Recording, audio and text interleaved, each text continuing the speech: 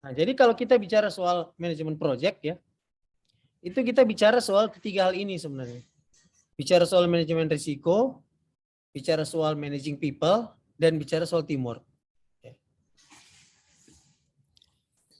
Jadi aktivitas software project management itu berhubungan dengan aktivitas yang menjamin ya bahwa perangkat lunak yang akan kita kerjakan itu delivered on time, harus selesai pada waktu yang ditentukan.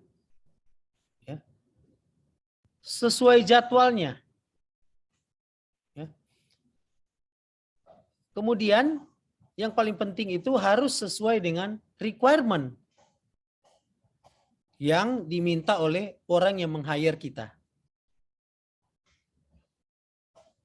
Itu kalau bicara soal software project management. Sehingga perlu ada pengetahuan ya, wawasan tentang manajemen project, karena bicara soal ini software development itu is always subject to budget dan schedule constraint, karena ada bicara soal anggaran di situ ya, ada jadwal itu yang harus kita penuhi supaya perangkat lunak itu bisa selesai tepat waktu, sesuai anggaran, sesuai requirement. Baru itu dianggap proyek itu berhasil. Ini kriteria sukses ya dari sebuah perangkat lunak itu. Dari sudut pandang manajemen proyek. Bahwa software itu harus diserahkan kepada customer pada waktu yang ditentukan. Kemudian keep overall cost within budget. Biaya yang dikeluarkan itu sesuai budget yang direncanakan. Deliver software that meets sesuai kebutuhan atau harapan dari customer. Kemudian maintain a coherent and well-functioning development team. Jadi setelah proyek itu selesai dikerjakan, ya tentunya timnya itu masih solid. Tidak bakal ya. Orang bilang gitu. Nah, kalau dalam studi kasus di kelas ini, ya Anda nanti, tim Anda itu harus di akhir semester dapat mempresentasikan sebuah perangkat lunak, ya, termasuk dokumentasinya.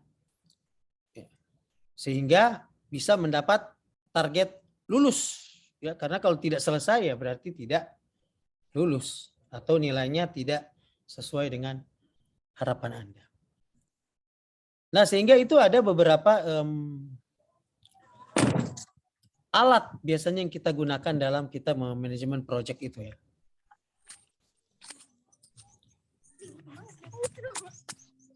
Misalnya, kalau yang sekarang dilakukan ya. Ada teman di dalam berarti. Ini misalnya ya. Kita menggunakan tools yang namanya Slack ya. Anda bisa lihat di layar. Sini kalau Anda lihat ini saya bersama tim kami, tim Kampet ya, sedang mengerjakan sebuah proyek ya. Di sini ya, dalam rangka upaya kami melakukan manajemen proyek ya, kita menggunakan aplikasi yang namanya aplikasi Slack ya. Anda lihat aplikasi Slack itu semua tim ada di sini. Kemudian aplikasi Slack ini terhubung dengan aplikasi-aplikasi lain seperti Figma untuk kami menggambar user interface-nya. GitHub untuk kami menulis semua source code. Google Drive untuk kita menyimpan berkas-berkas project management. Trello untuk masalah scheduling. Itu di software project management berikutnya itu ya, kita bisa terang. Anda bisa lihat di dalam Slack ini kita seperti ngumpul, ada beberapa topik yang kita bahas. Misalnya masalah project management. Ini bicara soal meeting-meeting kita nih. Kita meeting ke sini tanggal berapa, hari apa gitu ya. Jadwal meetingnya gimana gitu ya. Kemudian untuk topik requirement itu kita bicara apa-apa yang harus dikerjakan gitu ya. Apa-apa yang harus kita kerjakan, requirement-nya seperti apa gitu ya. Ada di sini. Kalau kita klik ini tentu terbuka Google Drive gitu ya. Nah, topik general gitu ya. Seperti pengumuman info dan sebagainya gitu ya. Nah, ini project dashboard kesehatannya ini adalah laporan dari GitHub, notifikasi dari GitHub setiap kita menyelesaikan coding gitu ya. Kita menyelesaikan coding, ya kita tampilkan di situ nantinya. Nah, ini saya menampilkan ke Anda GitHub kami gitu ya. Jadi semua source code kami taruh di sini. Bisa kelihatan ya GitHub-nya. Kemudian saya install GitHub desktop. Jadi saya bisa membuka dari desktop saya. Ya. Dari sini Anda bisa lihat bahwa 2 hari lalu itu ada tim yang mengupload source code dan source code-nya ini. Ya. Tim namanya ini ya, baru 2 hari lalu juga yang nama Deo mengupload ini. Jadi dengan demikian Nair Stanley bisa memonitor ya. Kita ini kalau tim ini kita pakai Scrum ya. Jadi tiap kali kita melakukan pertemuan Scrum meeting ya, Scrum planning dan Scrum daily, di situ kita evaluasi masalah apa, kemudian kita berikan solusi-solusi yang harus kita lakukan. Kita juga bisa melihat source code yang ditampilkan di menggunakan Visual Studio Code sini ya. Kalau saya ingin melihat source code yang sudah mereka upload lebih detail ya. Seperti itu. Ini merupakan bukti sebenarnya kalau tim Nair Stanley itu melakukan yang namanya software project management dengan menggunakan tools-tools yang modern sekarang ya. Ya, tool-tool yang modern sekarang. Timnya solid ya. Kita menamakan diri tim Kampet, itu dari bahasa asli Minahasa yang artinya bekerja bersama. Ada sekitar 5 orang di situ karena kita mengerjakan 4 buah proyek besar ya. Jadi Anda bisa lihat timnya sangat kecil itu ya. Kalau dalam tim agile itu kita tidak tim banyak-banyak gitu ya. Karena kalau terlalu banyak orang nanti seksi doa lagi ini, seksi konsumsi. Ya. Jadi hanya 5 orang bersama saya, seorang Scrum Master, ya, 1 orang fokus di front end, ya, baru 3 orang fokus di back end-nya, 1 orang fokus di testing. Jadi kita semuanya bekerja 4 proyek besar gitu ya, 4 proyek level smart city. Itu tidak semudah yang Anda bayangkan. Tapi memang timnya kecil aja, ya, tidak yang seperti Anda bayangkan. Karena memang kalau dalam tim agile itu kita tidak bekerja dalam jumlah besar ya. Nah, ini saya bisa sharing sama Anda bagaimana kami melakukan meeting ya.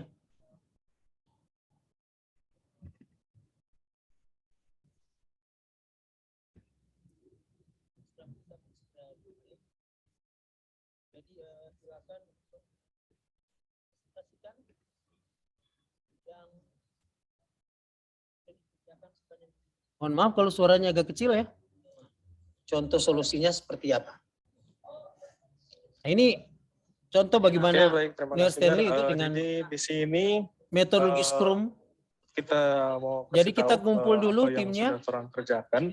Kemudian kita menandai mana requirement yang sudah kita kerjakan, mana yang sedang dikerjakan. Kita taruh di Google Docs supaya semua bisa. Kemudian lihat. mana yang belum dikerjakan. Dan di sini bisa kita lihat bahwa hampir sebagian besar fitur-fitur di dashboard ini sudah mulai dikerjakan, ada yang sudah selesai. Dan rencananya mungkin sepanjang minggu ini orang akan menyelesaikan yang sisanya ini yang masih dalam pengerjaan maupun belum dikerjakan. Ini soalnya yang paling banyak ini di fitur pencegahan dan pengendalian penyakit ini lumayan banyak. Lumayan banyak fitur-fitur.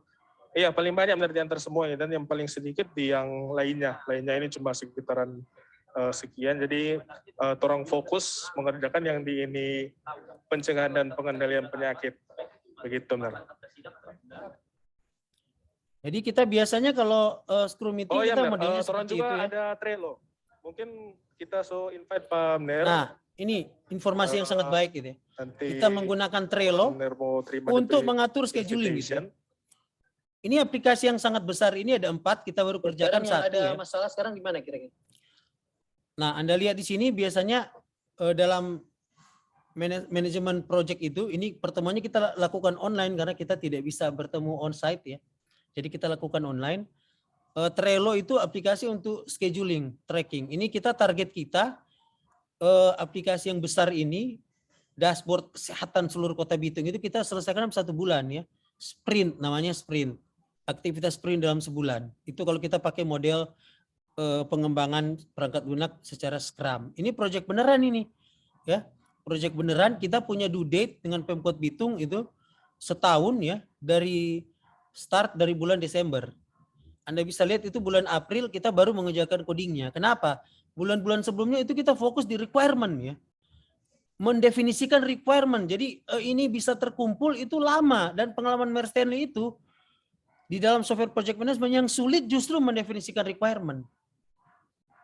Yang paling sulit bukan codingnya. Codingnya ini nggak lama ini. Anda lihat ini kita codingnya 2 minggu sudah sampai begini ya, sudah sekitar 60%, 70% kita selesaikan.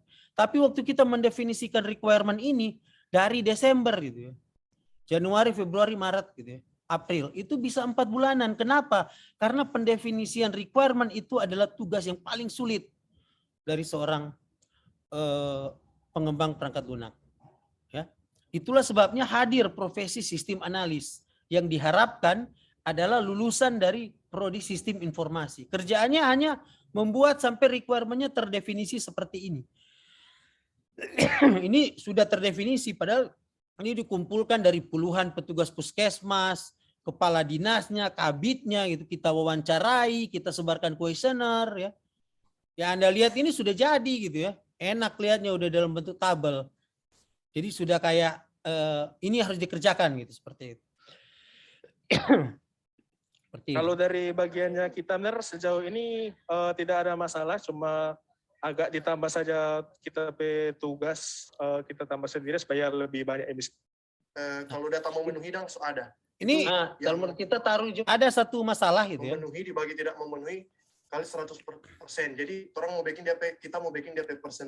Ini ada satu masalah ini yang disampaikan oleh dan developer. penyakit, khususnya di bagian tempat-tempat umum memenuhi syarat kesehatan kan di sini Safik so bilang orang mau baking DP jumlah memenuhi dibagi tidak memenuhi kali 100%.